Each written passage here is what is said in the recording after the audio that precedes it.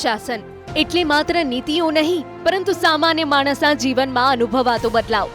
અત્યાર સુધી કેન્દ્ર સરકારે ગરીબ કલ્યાણને વિકાસ કેન્દ્રમાં રાખ્યું છે. અત્યાર સુધી જે પણ યોજના આવી તેણે લોકોને સીધો ફાયદો કરાવ્યો છે. આયુષ્યમાન ભારત યોજના 2018માં શરૂ થયેલી આયુષ્યમાન ભારત યોજના આજે વિશ્વની સૌથી મોટી સરકારી આરોગ્ય યોજના બની છે, જે અંતર્ગત ગરીબ અને જરૂરિયાતમંદ પરિવારોને દર વર્ષે 5 લાખ રૂપિયા સુધીની મફત સારવારની સુવિધા આપવામાં આવે છે. આ યોજનાથી કરોડો પરિવારોને મોંઘી સારવારનો ખર્ચ બચ્યો છે.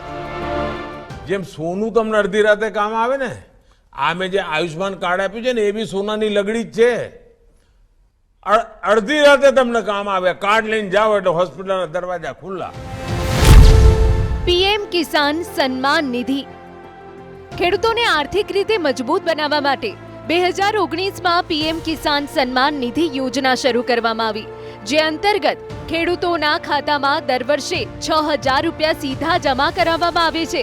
ખેડૂતોને બિયારણ, ખાતર અને ખેતી ખર્ચ માટે આર્થિક સહારો મળ્યો છે. પ્રધાનમંત્રી ઉજ્જવલા યોજના ઉજ્જવલા યોજનાએ કરોડો મહિલાઓના જીવનમાં બદલાવ લાવ્યો.